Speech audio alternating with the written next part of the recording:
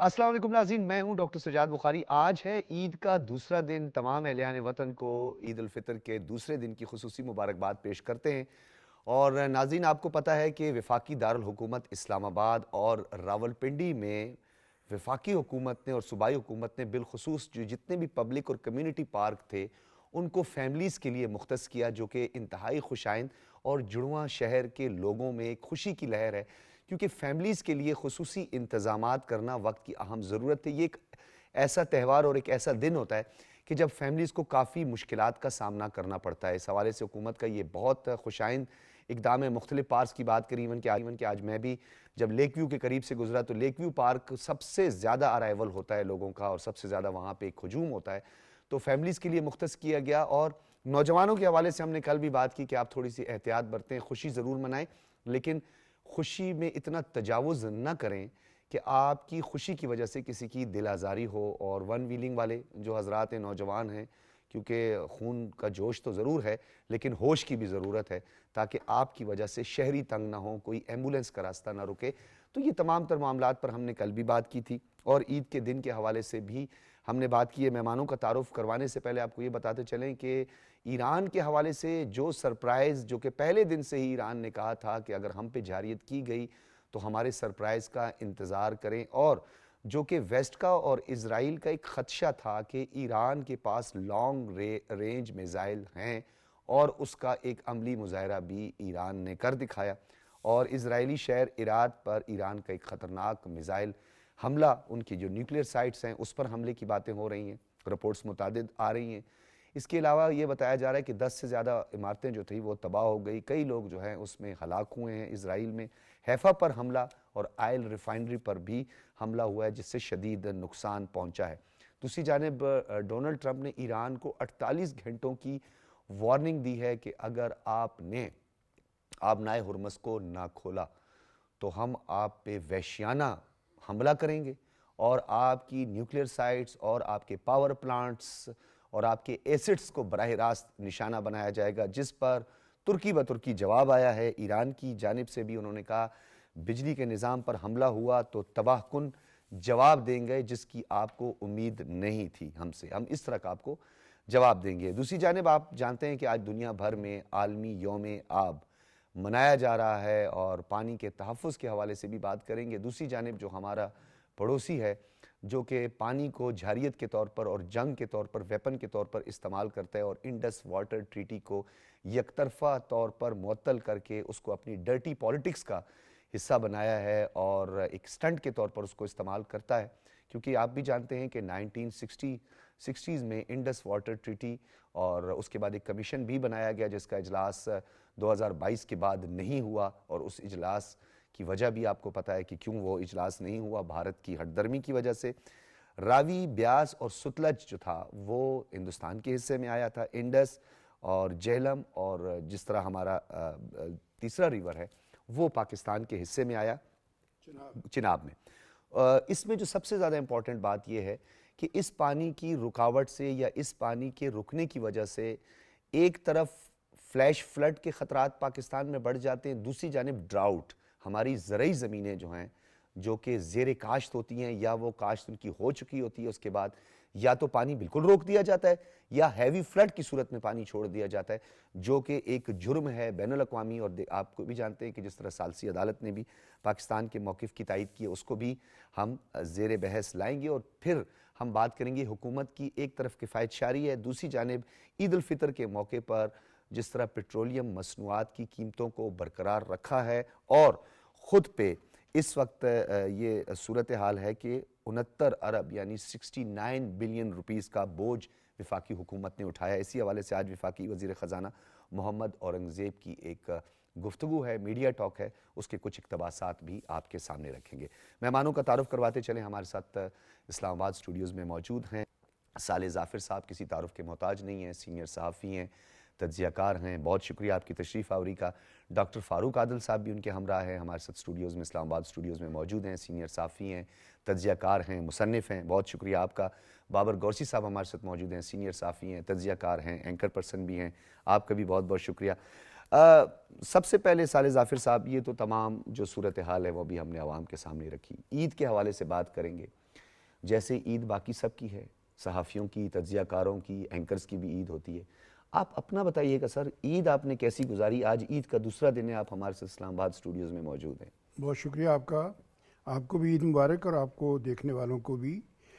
لیکن گزارش یہ ہے کہ یہ عید جو ہے نا، بہت عرصے کے بعد اس طرح کی عید آئی ہے جس کو بوجھل دل کے ساتھ منایا جا رہا ہے۔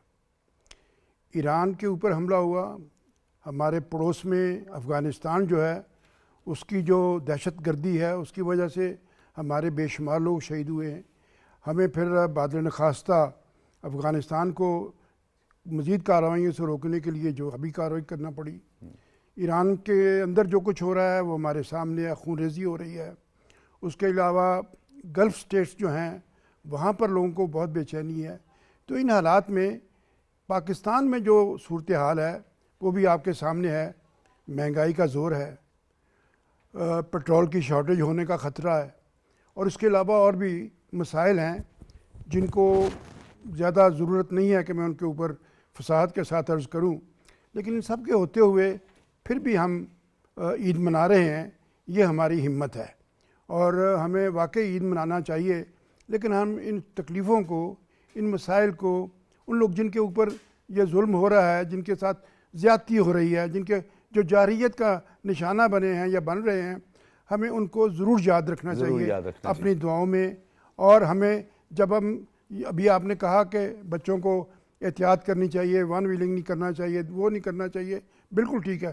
وہاں پر میں یہ ایک لطیف سی بات کرنا چاہتا ہوں کہ وہاں میں کھانے پینے میں بھی احتیاط کرنی چاہیے۔ جی ہاں، اس میں جو بے احتیاطی ہوتی ہے، چونکہ اسے میٹھی عید کا نام دیا جاتا ہے، اور میٹھی عید کے نام پر ہم جو بہت زیادہ بسیار خوری کر لیتے ہیں، اور جو پچھلے چونکہ 30 دن ہمیں 30 دن ہمیں اس سے گریز کرنا پڑا ہے، ہم سمجھتے ہیں کہ موقع آیا ہے اب جلدی جلدی سے جو کچھ بھی ہم اپنے معدے میں انڈیل سکتے ہیں ڈال لیں۔ ہمیں اس کا بھی صحت کے بنیادی اصولوں کو بھی مد نظر رکھنا چاہیے۔ ڈاکٹر صاحب آپ بھی بتائیے گا سر، عید کے حوالے سے میٹھے سے اجتناب کا ذکر تو آپ نے سن لیا، عید الفطر کی خوشیاں بھی ایک طرف، اور جس طرح ڈیفینیٹلی ہمارے بھائی اس وقت جس صورتحال کا سامنا کر رہے ہیں اس کا ہمیں دلی افسوس ہے۔ اجتماعات بھی ہوئے، مساجد میں جو ہے نماز عید جو ہے وہ ادا کی گئی، اسی طریقے سے ہمارے جو سپہ سالار ہیں، field marshal chief of defence forces Syed Asim Munir صاحب کرم گئے، وہاں پر انہوں نے اپنے جوانوں کے ساتھ عید ملی، ان کا مورال بھی بلند کیا۔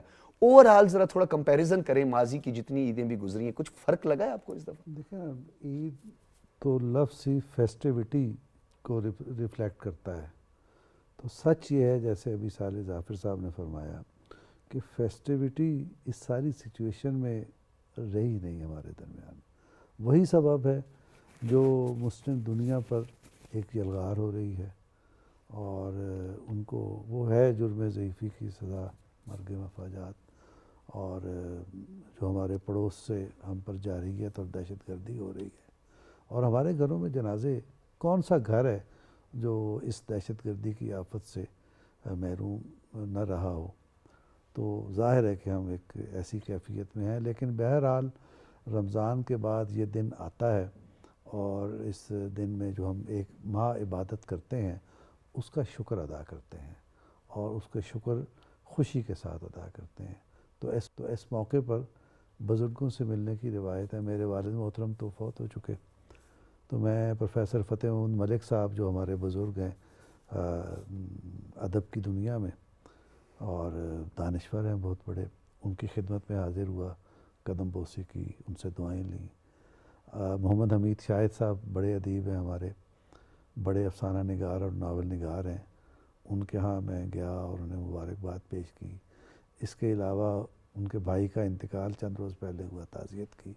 افتخار عارف صاحب ہمارے اکادمی ادبیات کے سربراہ بھی رہے، جی ہاں، اور ہمارے عہد کے بڑے شاعر ہیں، آج ان کی سالگرہ بھی تھی، تو سالگرہ کی تو ان کو ہیپی برتھ ڈے ہم بھی کہہ دیتے ہیں افتخار عارف صاحب کو۔ تو ہم بالکل ہم سب انہیں آج سالگرہ کی مبارکباد بھی پیش کرتے ہیں۔ اللہ تعالیٰ ان کا سایہ ہمارے سروں پہ سلامت رکھے۔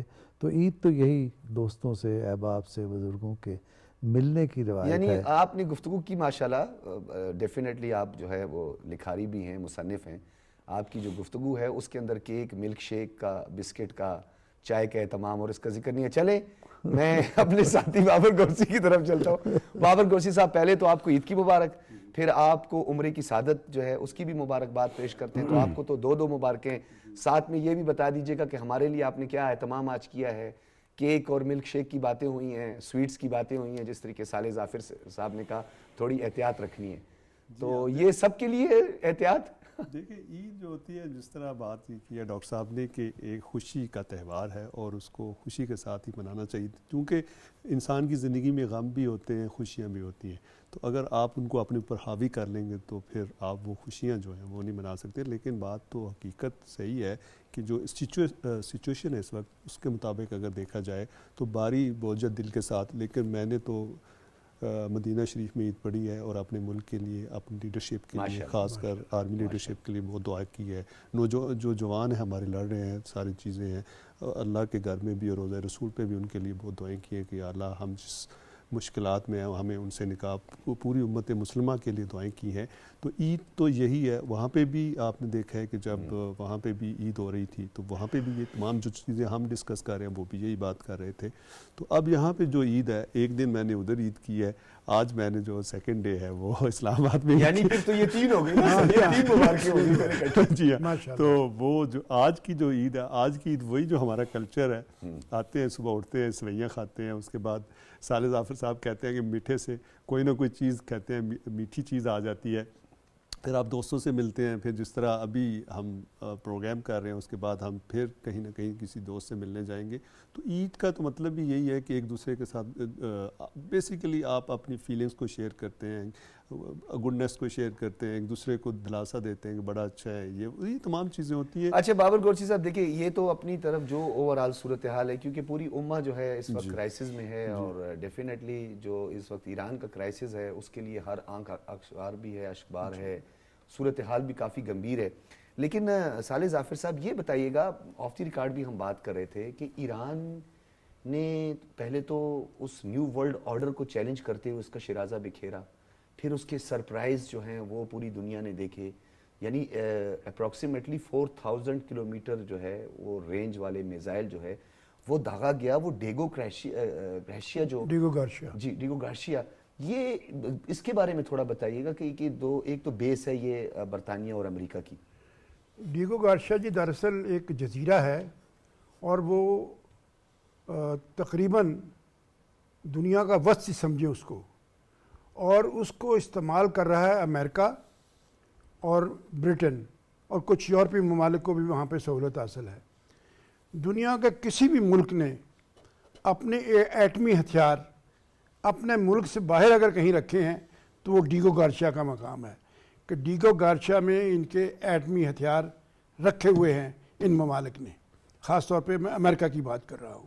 اور آپ دیکھیں کہ وہ بمبار طیارے جو برطانیہ میں نہیں وہ رکھتے، لیکن انہوں نے ڈیگو گارشیا میں رکھے ہوئے ہیں. تو اس سے ثابت ہوا کہ یہ ایک بہت بڑا ہب ہے جہاں سے وہ، میں لفظ استعمال کروں گا، جارحیت کے لیے اس کو استعمال کرتے ہیں. جب بھی یہ ڈیگو گارشیا کا جو جزیرہ ہے، اس کو استعمال کر کے امریکہ نے ویتنام پر حملے کیے، اس کو استعمال کر کے انہوں نے ڈیزرٹ اسٹارم جو عراق پہ حملے کیے. گویا کہ جہاں بھی امریکہ نے حملہ کیا، جہاں بھی جارحیت کی، اس کے لیے ڈیگو گارشیا ہب تھا. وہاں سے انہوں نے اپنا جو آرسنل ہے وہاں سے لیا اور اس کو استعمال کیا. آپ نے ابھی فرمایا کہ یہ جو معاملات ابھی چل رہے ہیں اسرائیل اور ایران کے درمیان، یہ دراصل دو تہذیبوں، دو مذاہب، دو ادوار، دنیا کی ایک بہت بڑی تقسیم ہے، اس کے درمیان یہ جنگ چل رہی ہے. اور اس میں ہدف مسلمان ہیں، خواہ ان کا تعلق کسی بھی مسلک سے ہے، تو اس کا نشانہ ہم لوگ بن رہے ہیں. اور جیسے ابھی آپ گفتگو کر رہے تھے، مجھے نہیں لگ رہا کہ اس جنگ کا کوئی نتیجہ اچھا کسی صورت میں برآمد ہوگا. اگر ہم یہ سمجھتے ہیں کہ اس میں ایران کی فتح ہوگی، تو وہ فتح کی قیمت کیا ہے، کتنی بڑی تباہی ہے، کتنی بڑی قیادت، کتنے قابل احترام لوگ، قابل عزت، قابل توقیر لوگ جو ہیں وہ اس دنیا سے چلے گئے. اس کے مقابلے میں جو دشمن کا نقصان ہوا ہے اس کو انہوں نے خفیہ رکھا ہے. انہوں نے تو کسی بات کو خفیہ نہیں رکھا، بالکل. یہ تو ہر چیز پبلک کر دیتے ہیں، سامنے لے آتے ہیں. वहाँ जो कुछ हो रहा है, आज दूसरी मरतबा जब से ये 22 दिन से जंग शुरू हुई है, आज दूसरी मरतबा पता चला है कि इसराइल के कुछ शहर जो हैं उनके ऊपर बम्बार्डमेंट हुई है, वहाँ तबाही हुई है। हालांकि ये तबाही इससे पहले भी हो चुकी है और इससे पहले भी ये इतलात आ चुकी हैं, खबरें आ चुकी हैं हैफा और तेल अवीव पर मुतादिद हमले हुए। जी हाँ, और आप याद रखें कि हैफा जो है वो उसी तरह का उनका शहर है, उसी तरह की बंदरगाह है जैसे आप इंडिया में कह सकते हैं बॉम्बे है, जैसे पाकिस्तान में हम कह सकते हैं कराची है। और बल्कि हैफा का इसके अलावा भी एक अहमियत यह है कि वो उनका इंडस्ट्रियल एरिया भी है और उसी हैफा के करीब उन्होंने अपने एटमी हथियारों का ज़ख़ीरा भी रखा हुआ है। इसी तरीके से उन्होंने आज दूसरे दो शहर हैं जिनके ऊपर हमला किया है, वहाँ पर भी उनके एटमी इराक पे भी हमला हुआ। जी हाँ, मैं अर्ज़ कर रहा हूँ।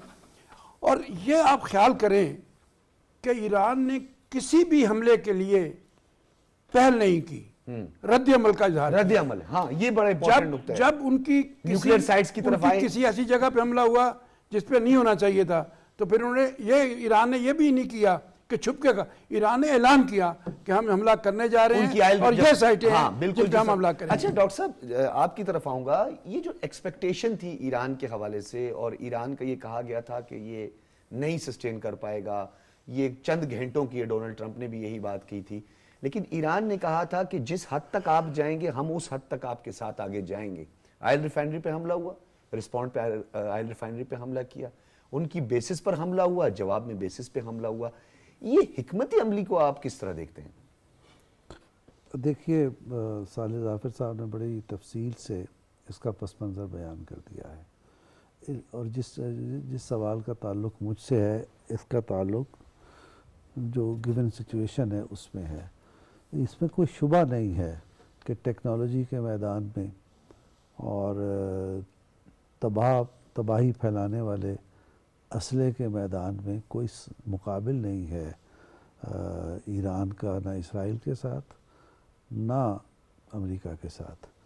इसके बावजूद को तीसरा हफ्ता शुरू हो गया इस जंग को, ये ख़त्म होने वाला है तीसरा हफ्ता, बड़ी इस्तिकामत के साथ ईरान खड़ा हुआ है और उसने अपनी जो इस दौरान में तहकीक और तरक्की की और उसके नतीजे में जो उसने असले साजी के मैदान में जो कामयाबी हासिल की, उसका उसने यानी साबित भी कर दिया कि हमने खामोश नहीं बैठे हुए थे, हमारे पास वसाइल नहीं थे, हमारा बाइकाट कर दिया गया था और हमारे अंदर तोड़ फोड़ की कोशिश की गई, हमारी क़यादत को ख़त्म कर दिया गया, आलमोस्ट सारी क़यादत ख़त्म हो गई है।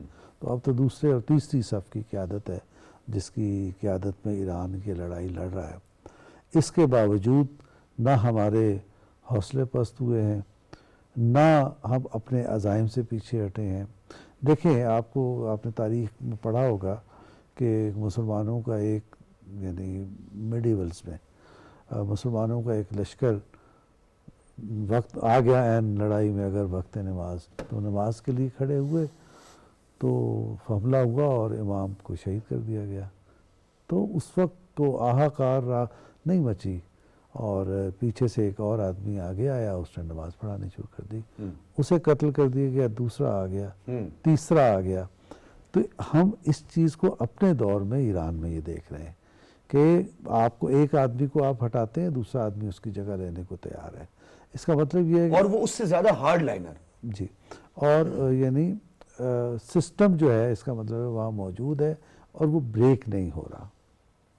लेकिन इसके बावजूद मैं अर्ज़ करना चाहता हूँ कि आज जो बिपता ईरान पर पड़ी है, ये दुनिया की जो कमज़ोर अक़वाम है उन पर पड़ी है, इसकी निशानदेही बरसों से यानी दिहाइयों से हमारे बुज़ुर्ग करते आ रहे हैं। मिसाल के तौर पर अगर प्यामे मशरिक़ को हम देखें, आप तो फ़ारसी को समझते होंगे, मैं नहीं समझता, लेकिन मैंने उसके तराजम से इस्तेफ़ादा किया है।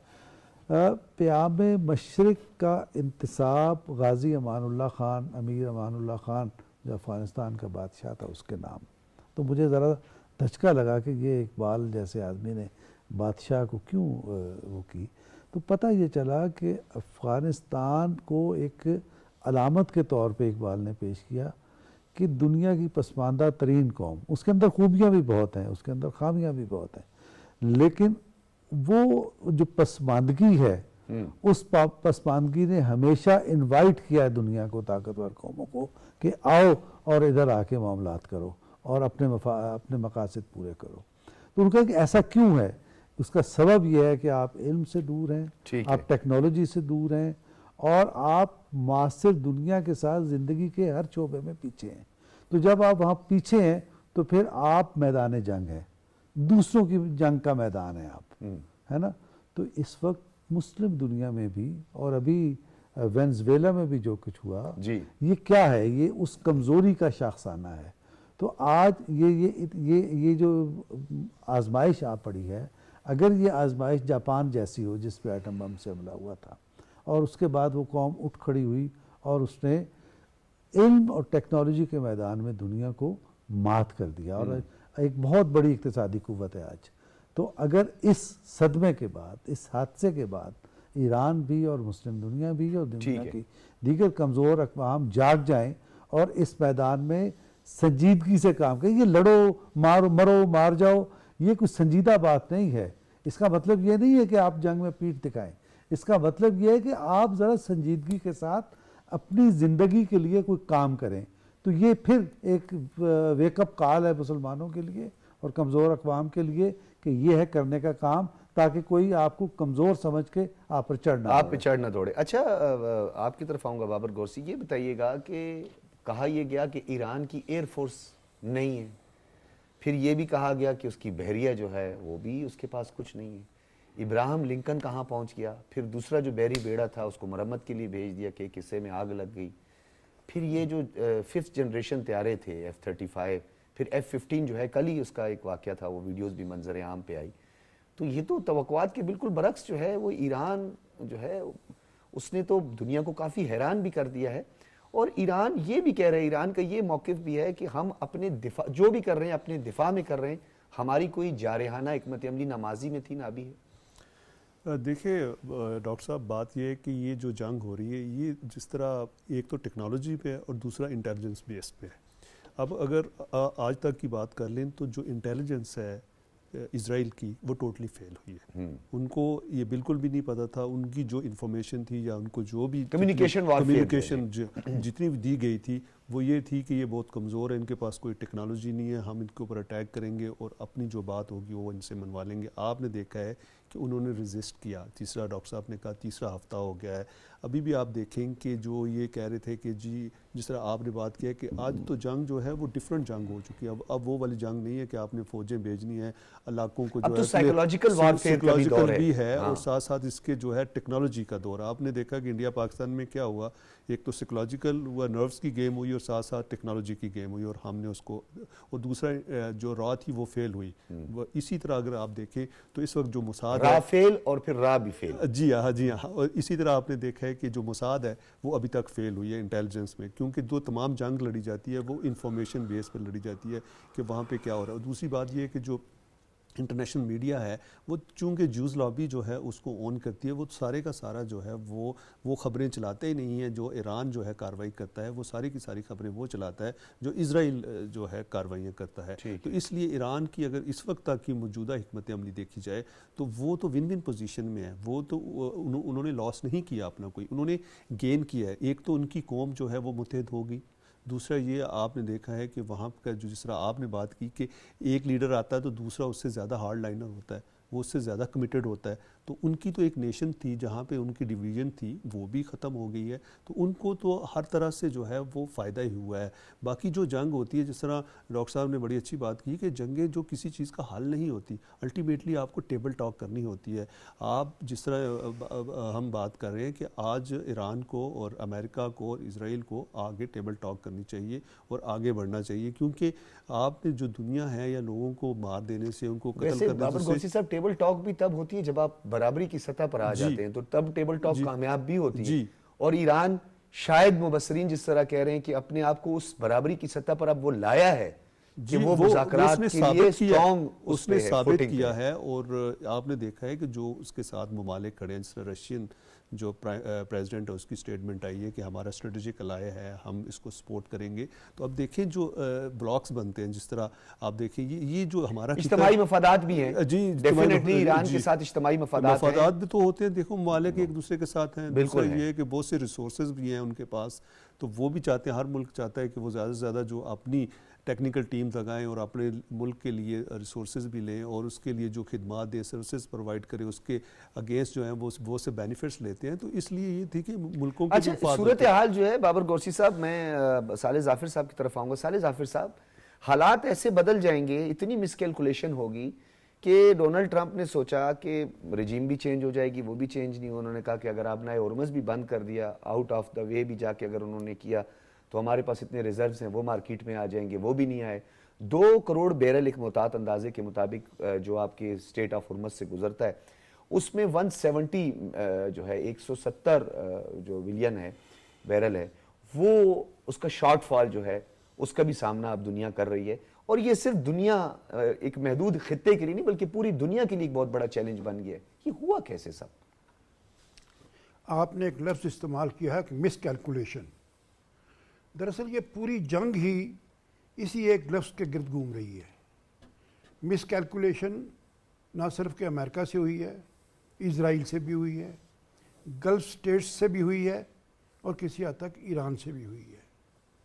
ایران کا یہ خیال ہرگز نہیں تھا کہ اس طریقے سے آرمامنٹ کے اکٹھے ہونے کے باوجود امریکہ اتنی بڑی حماقت کرے گا, اتنا بڑا ظلم کرے گا, اتنا بڑا جرم کرے گا, کہ جب ہم نے امریکہ کے ساتھ بیٹھ کر اس کی تمام باتوں کو مان لیا, صرف ایگریمنٹ پر دستخط ہونے باقی تھے.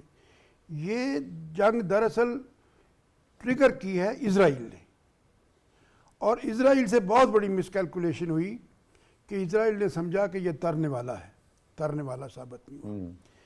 یہ جنگ شروع ہوئی اس رات کو جس رات سے ایک دن پہلے عمان کے فارن منسٹر نے یہ اناؤنسمنٹ کی کہ دونوں فریقین کے درمیان معاملات طے ہو گئے ہیں, اور اب ان کے درمیان صرف یہ موڈیلٹیز طے ہوں گی کہ دستخط کیسے ہوں گے, کب ہوں گے, یا جو بھی دوسری تفصیلات ہیں. یہ اعلان ہوتے ہی یہ ایک شام عمان کے فارن منسٹر نے اعلان کیا, اگلی صبح اسرائیل کے ڈیفنس منسٹر نے اناؤنس کیا کہ ہم نے ایران کے اوپر حملہ کر دیا ہے. ٹھیک ہے, اس کا مطلب یہ ہوا کہ اسرائیل یہ قطعی طور پہ نہیں چاہتا تھا کہ ایران کے ساتھ معاملات طے پا جائیں پرامن ذرائع سے.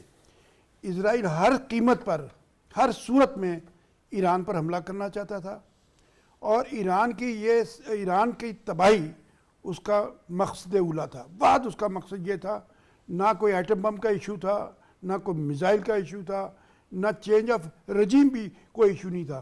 مقصد یہ ان کا تھا کہ کسی نہ کسی طریقے سے ایران کی جو معیشت ہے اس کو تباہ کیا جائے, ایران کی وحدت کو تباہ کیا جائے, اور ایران کو برباد کر دیا جائے. اور امریکہ اس کے ساتھ ہم قدم تھا. لیکن یہ اللہ تعالیٰ کا, وہ کہتے ہیں نا انسان سوچتا ہے اور فیصلے اللہ تعالیٰ کا فرماتا ہے. تو یہ اللہ تعالیٰ کا کرنا ایسا ہوا کہ بجائے اس کے کہ ایران تباہ ہوتا, ایران ٹوٹتا, اسرائیل ٹوٹ رہا ہے, اسرائیل تباہ ہو رہا ہے. الحمدللہ. ڈاکٹر فاروق عادل صاحب, ہر ملک نے اپنا اپنا جو رول پلے کیا وہ تو اب روز روشن کی طرح آیا ہے, کوئی چیز ابھی ڈھکی چھپی نہیں ہے. پاکستان کی اس مؤثر سفارتکاری پر ذرا روشنی ڈالیے گے. پاکستان نے نہ صرف ایران پر ہونے والے اس کی مذمت کی, خلیجی ممالک کی جو انسٹالیشنز, بالخصوص جو ان کی سول انفراسٹرکچر ہے اس کی تباہی کے حوالے سے بھی پاکستان نے مذمت کیا. یو این میں پاکستان نے واضح سٹانس لیا جس کا ایران نے اس کا شکریہ ادا کیا. پھر تشکر, پاکستان کے نعرے لگے, ایران میں جو ہے وہ لوگ سڑکوں پر نکل آئے. دیکھیے, جب دشمن آپ کے کسی برادر اور دوست ملک پر چڑھ دوڑے تو اس وقت دوست کی کیا ذمہ داری ہے؟ وہ یہ کہ اپنے دوست کی پیٹھ پہ کھڑا ہو جائے اور اس کو گرنے نہ دے. اس تنازع کا ایک پہلو یہ ہے. دوسرا پہلو یہ ہے کہ اس تنازع کے اندر دوستوں اور دوستوں کے درمیان, جیسے آپ ہیں گلف میں نظر آ رہا ہے مفادات کا تصادم, ان کے درمیان بھی اختلاف پیدا ہو جائے تو ایسی صورت میں وہ کوئی جانبدارانہ رویہ اختیار نہ کرے دوستوں کے درمیان دوری کو ختم کرنے کا طریقہ اختیار کرے. اگر وہ نہ ہو تو پھر کوئی ایسی حکمت اختیار کرے جس سے بھڑکتی ہوئی آگ ٹھنڈی تو ہو مزید اس میں اضافہ نہ ہو.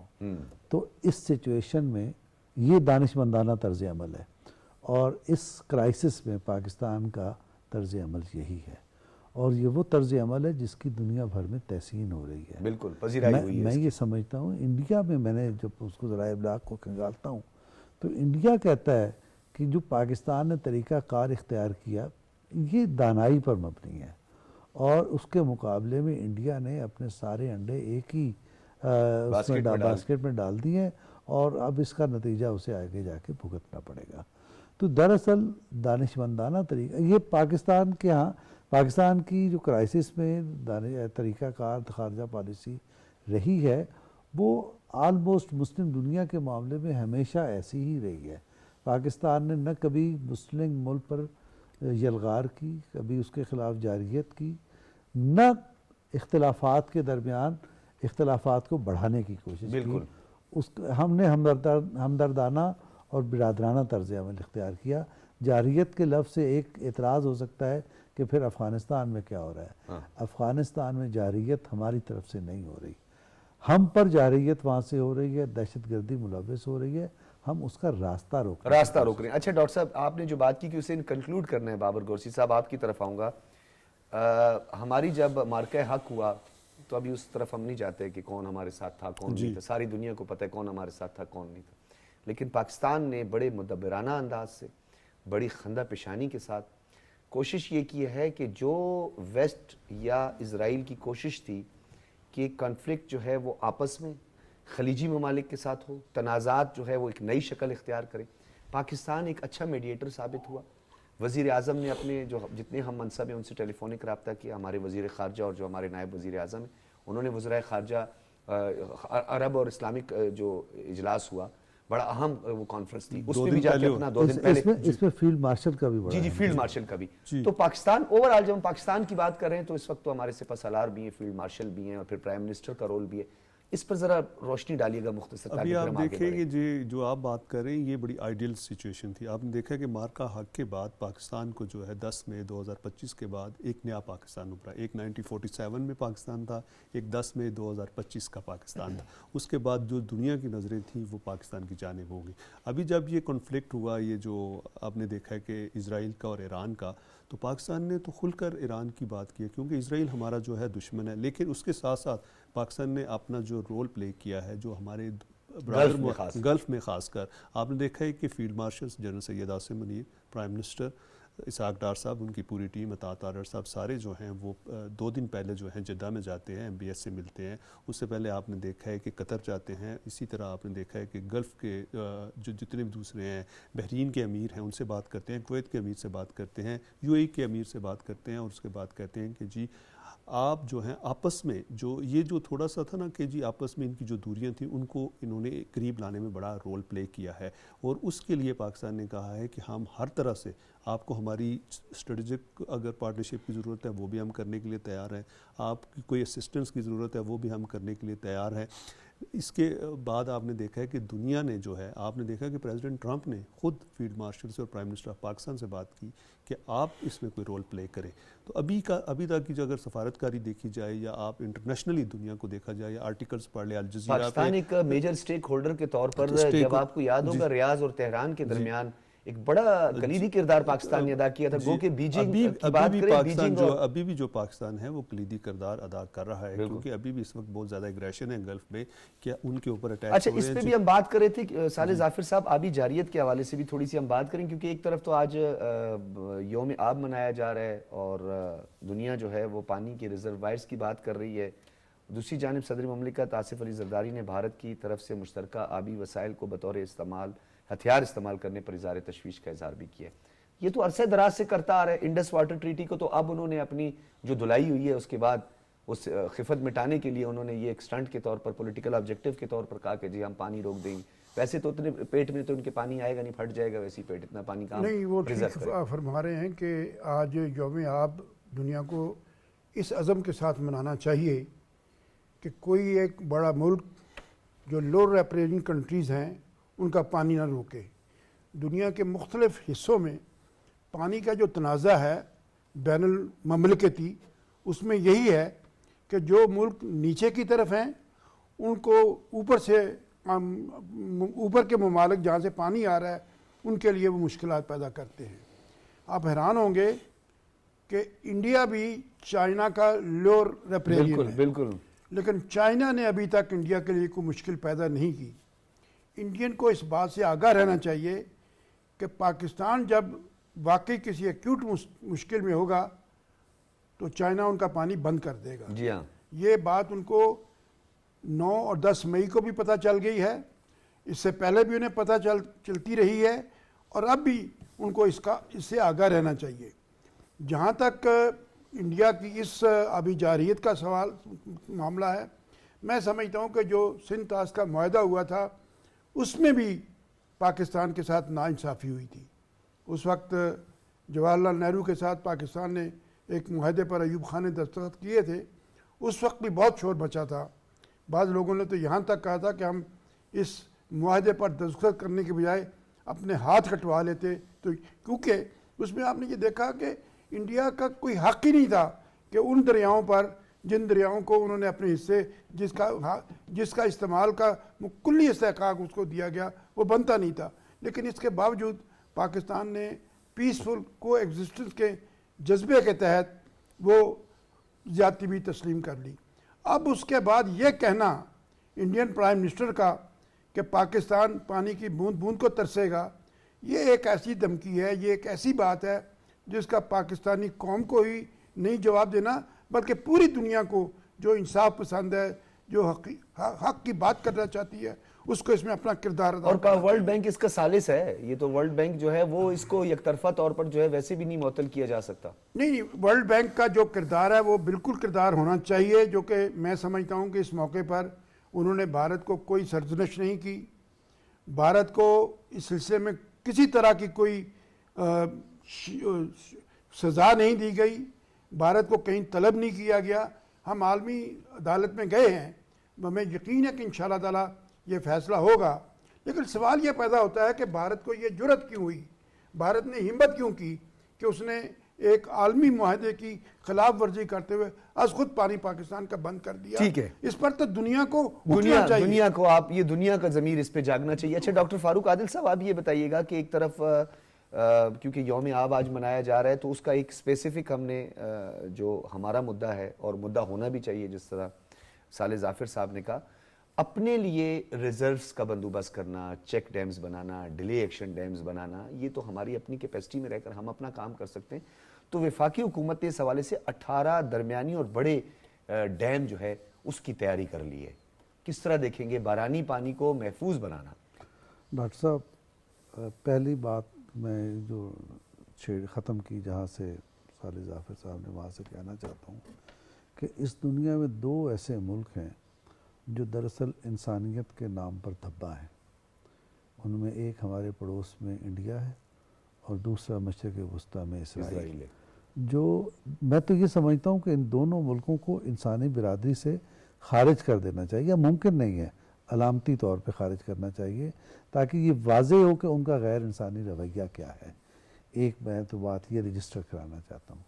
اور دوسری یہ کہ دیر آیت درست آیت، یہ بہت ضروری ہے. یہ جو ہمارا بارانی علاقے ہیں، اس میں بہت پانی ہوتا ہے جو ضائع ہو جاتا ہے. اس کے علاوہ بھی ہمارے ان ایریاز میں میدانی علاقوں تک بہت نہری نظام کو بھی مضبوط بنایا جائے. نہری نظام کے علاوہ جو بارشیں ہوتی ہیں ان کے پانی کو گٹر کے پانی کے ساتھ کیوں چلا جائے، وہ اس کو کہیں اور جانا چاہیے تاکہ زیر زمین پانی کے ذخائر ٹھیک ہوں.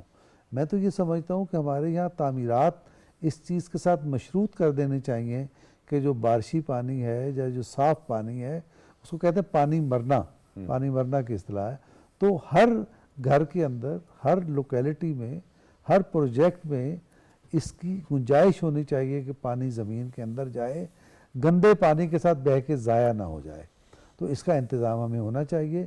یہ خوش آئند ہے کہ حکومت نے 18 ڈیم کر لیے، اور میں یہ سمجھتا ہوں کہ حکومت اگر اسی جذبے کے ساتھ کام کرتی رہے تو ہمارے یہاں سینکڑوں ڈیمز کی گنجائش ہے ایک.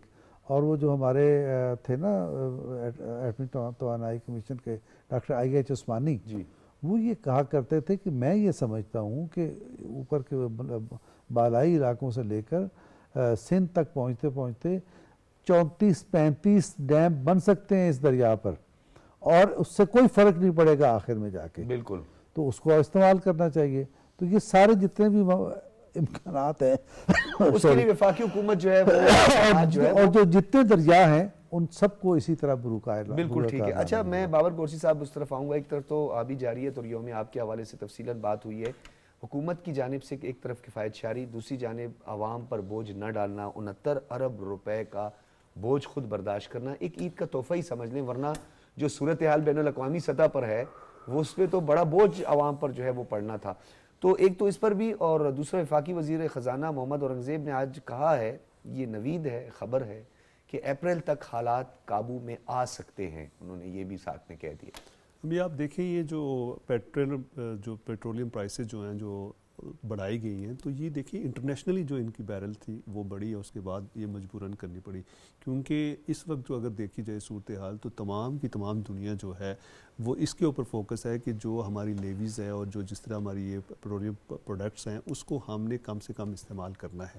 ایک تو آپ دیکھیں کہ عید کی وجہ سے لوگ ایک دوسرے شہروں میں بھی جاتے ہیں. بہت سے جو اسلام آباد میں, کراچی میں, لاہور میں رہنے والے لوگ ہیں وہ اپنے آبائی علاقوں میں جاتے ہیں, کیونکہ سال کے بعد جاتے ہیں. جو دوسری بقرہ عید ہوتی ہے اس پہ لوگ کم جاتے ہیں. پبلک ٹرانسپورٹ پہ بھی دیکھیں وہ اس کی وجہ سے کرائے بھی جو ہیں بڑھ جاتے ہیں. تو پرائم منسٹر کا یہ اقدام بہت اچھا تھا اور لوگوں نے اس کو بہت سراہا ہے. دیکھیں حکومتوں کو یہ چھوٹے چھوٹے انیشیٹو لینے چاہیے, اس سے فرق نہیں پڑتا, لیکن عام آدمی جو ہوتا ہے, ڈاکٹر صاحب ہو سکتا ہے آپ کو فرق نہ پڑے, ڈاکٹر صاحب کو نہ فرق پڑے, سال ظافر صاحب کو, لیکن میں یہ کہتا ہوں کہ جو پبلک ٹرانسپورٹ پہ جو سفر کر رہا ہے اس کے لیے بہت زیادہ یہ انیشیٹو ہے اور وہ لوگ جو ہیں خوش ہیں. دوسرا یہ ہے کہ اگر یہ پیٹرولیم پرائسز بڑھ جاتی تو ویجیٹیبل کی پرائسز بھی بڑھ جانی تھی, اس کے ساتھ فروٹس کی بھی بڑھ جانی تھی. یہ چیزیں تو یہ بہت اچھی بات ہے. جی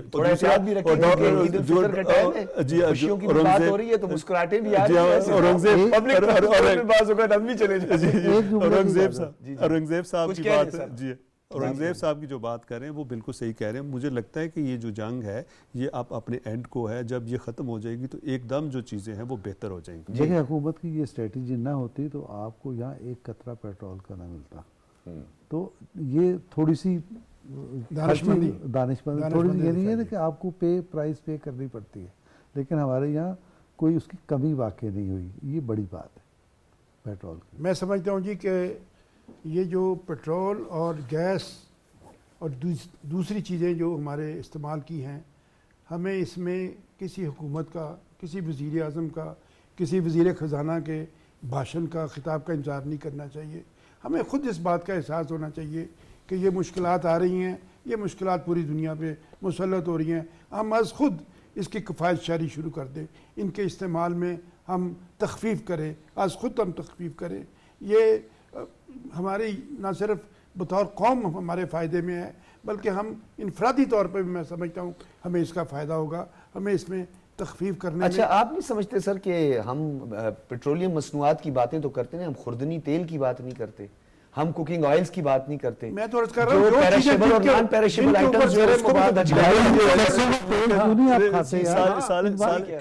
سال ظافر صاحب نے جن اشیاء پر زر مبادلہ خرچ ہوتا ہے بند کر دیں, اس کے استعمال میں بہت ہی باریک بھی نہیں. سال ظافر صاحب نے بہت اچھی بات کی. دیکھیں جب جاپان میں آپ نے دیکھا ہے کہ سونامی وغیرہ آئے, جو سمندری طوفان آئے, تو ان کا جو اٹامک تھا ریکٹر تھا وہ خراب ہو گیا, تو انہوں نے جو وہاں کی جاپنیز قوم تھی انہوں نے 1 گھنٹہ تمام جاپان میں جو ہے لائٹیں آف رکھ, بجلی بند کر دی. یہ بڑی اچھی بات ہے کہ ہمیں خود سوچنا چاہیے. دیکھیں میں تو یہ گزارش کرتا ہوں کہ دیکھیں ہمارے یہاں سرسوں کا تیل کم نہیں ہے, اور اب میڈیکل سائنس نے ثابت کر دیا ہے کہ اگر دیسی گھی نہیں تو سرسوں کا تیل لیں. ہم کیوں امپورٹ کرتے ہیں باہر سے آئل, اور ہمارے پاس زیتون نہیں سر, سرسوں کو تیل کے اشتہارات نہیں چھپتے, اس میں لڑکیاں رغبت या कशिश नहीं दिलाती, इसलिए सरसों का तेल तो आज हम दोनों अपील कर देते हैं अभी आवाम हम से बिल्कुल करते कि इस पे आए। हाँ, सरसों का तेल जो है उसको नहीं, इस्तेमाल ये कीजिए और बड़ा टेस्ट उसमें, उसका बड़ा टेस्ट है और टेस्ट सेहत नेचुरल है, नेचुरल है, नेचुरल है। ऑर्गेनिक जो है सेहत उसके के लिए खून नहीं अच्छा है। जमता। और तजर्बा भी है दोनों का, डॉक्टर साहब का भी और साले तुसी भी साहब कर लो। सरसों के तेल के हवाले से जो है। चले बहरहाल, बहुत बहुत शुक्रिया डॉक्टर फारूक आदिल, साले जाफिर साहब और बाबर गोरसी साहब, आप तीनों हजरात का बहुत शुक्रिया। नाजरीन, जहाँ किफ़ायत की जाती है तो वहाँ खुद एहतिसाबी की बात हुई है। तो खुद एहतिसाबी यानी आपका जहाद आपसे उसका आगाज़ होता है। आप माशरे की तब इस्लाह कर सकते हैं कि पहले आप उस पर ख़ुद अमल पैरा हों। तो आप अपने घर, अपने अहल व अहबाब को जो है ये मशवरा ज़रूर दें कि जहाँ हम हुकूमत पर फ़ौरी तनकीद करना शुरू कर देते हैं और हुकूमत को हम मौरूद इल्ज़ाम ठहराते हैं, तो हम भी बहैसियत शहरी उतने ही ज़िम्मेदार हैं। तो हमें अपनी ज़िम्मेदारी यानी एहसास ज़िम्मेदारी जो है उसको भी नज़रअंदाज नहीं करना चाहिए और ख़ुद एहतिसाबी करनी चाहिए कि हम भी बाज़ औक़ात किफ़ायत शारी को तो आप छोड़ें, हम इतने फ़राग़ दिल हो जाते हैं कि हम डीप फ्राई के बग़ैर हमारा गुजारा नहीं होता। और जिस तरह सरसों के तेल की बात की, ऑलिव ऑयल के हवाले से, वो थोड़ा एक्सपेंसिव ज़रूर है, लेकिन सरसों का तेल जो है उसका इस्तेमाल जो है वो आपको कई बीमारियों से, दिल की तकालीफ से और बिलखुसूस जो वो क्लॉटिंग होती है ना, ब्लड क्लॉटिंग, जिसकी वजह हार्ट अटैक का सबब बनता है, उसके लिए वो बहुत ज़्यादा मौजू हैं। तो आपको आज तिब्बी मशवरे भी दिए गए, ईद का पहला दिन था, आपको सियासी तज्ज़िये भी आपने सुनी। अब मुझे भी इजाज़त दिए, हम जाएंगे और आज हम मेहमान हैं, अपने जो तज्ज़ियाकार हैं उनके यहाँ मेहमान हैं, हम कोई केक वगैरह का और मिल्क शेक वगैरह का एहतमाम है, उसको भी इंजॉय करेंगे। इजाज़त दीजिए, अल्लाह हाफ़िज़। सरसों के तेल में खाना